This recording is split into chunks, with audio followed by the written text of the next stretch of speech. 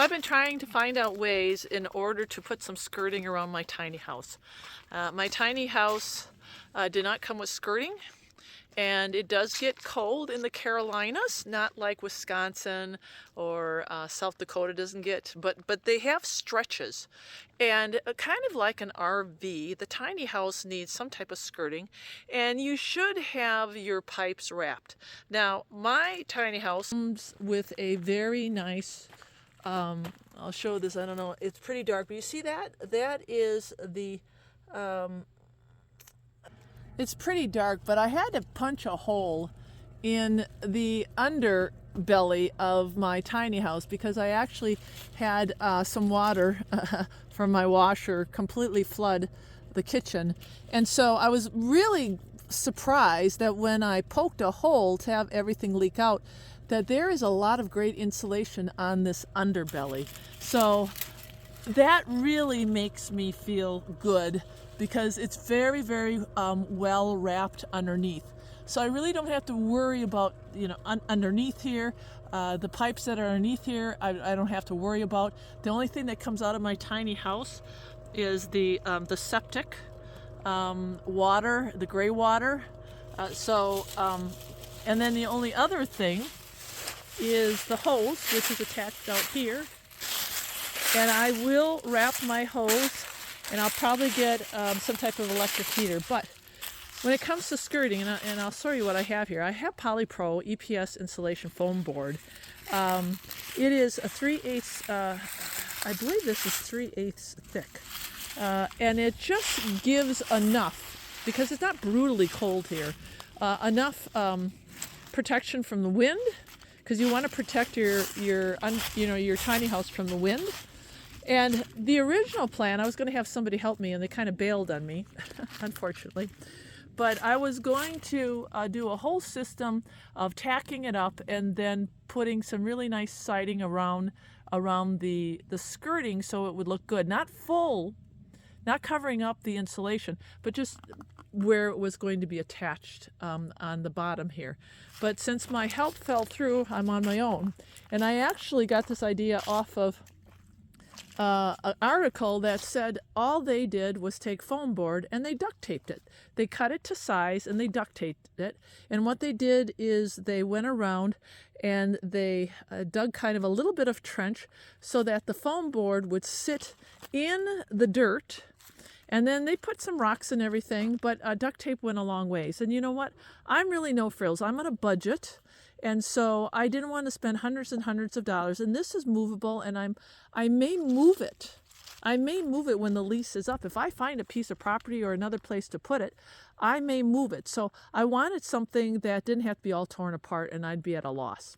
So I bought some T-Rex ferociously strong and it's white, and I'm going to start cutting this down, and I'm just going to simply start duct taping it. The main thing is really keeping that wind and that cross draft out of there. That's going to be very important. It's just like with any skirting around an RV. A lot of it isn't like full on insulation. I got some R value here, and you can see how thick it is. I got some R value here. And I'm actually going to keep the white side out just because, the trim is white. So I'm trying to look like not too, not too like gypsy. Like I am a gypsy for the Lord, but you know what I'm saying. So you see, I simply push the rocks away. So it kind of is seated in there. I don't have any tools, so, my foot works really good.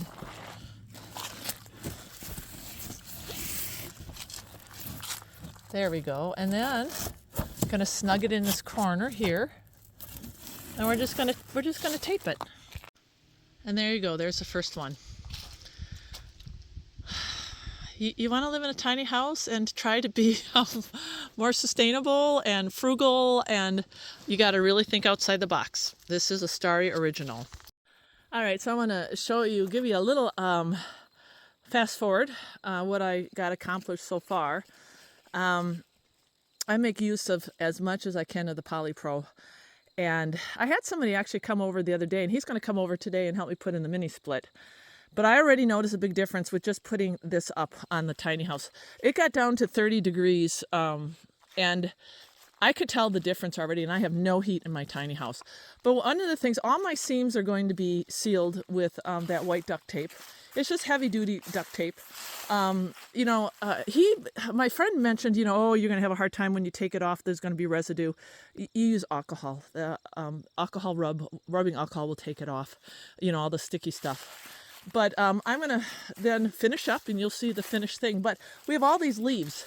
And you know what? Leaves are great insulation. I actually thought about doing hay, but hay bales are really expensive right now. It's crazy. But look at all the leaves that we have. So I'm gonna keep piling up the leaves. Once everything is skirted here, all the leaves are going to be used as insulation too. And so I'm going to have a double buffer. So that's as far as I got so far, and I'm really excited. So you see where I got all the leaves, extra insulation. Now in the back here, I have my water hose hooked up. And I've decided, instead of spending so much money on an electrical hose, I'm buried. I buried it in the leaves. And I'm going to leave this open for now. Until it gets really, really cold. And then I may end up wrapping the hose. But, again, I'm looking at cutting corners. The hose you can buy, I believe, on Amazon, and the guy showed me one of them, and they were like way over $100. I'm not going to do that. I've got free insulation here. Well, okay, I wanted to just give you a view of, I'm almost finished. I can't completely enclose it because I'm doing some outside work here with the mini split, but people are freaking out because it's supposed to be getting really cold here. The weather here is fantastic. It has been in the 70s. I can't believe that the weather is I've been biking and hiking and I've been outdoors all day, full sun. And so the weather here is fantastic, but they have a cold front coming, and the cold front is today. It's dipping down to 56 degrees and it's going to be 20 to 24 at night. And people are saying, oh, you need to drip your faucets, and they don't know how to handle cold. So I think I'm in good hands with what I've done here. I still have to finish up taping the seams. Be careful what type of duct tape you buy, because I accidentally picked up some just regular duct tape that was white. Oh, it was the chintziest, cheapest duct tape ever. But you see, I'm pushing up the leaves on the sides there. There's plenty of leaves to use as insulation. And this backside here, I ran out of polypro, so I got to buy one more sheet. And this will be the last hole that I have to really patch up. And then over on this side, it was just the cheap duct tape was just awful. And then I've got the outdoor unit for the mini split mounted. I had somebody from church come over and do that. That was quite the project. Quite the project. Should have been a 5-minute deal, but sometimes people move at different rates and they have a different vision of how to do things.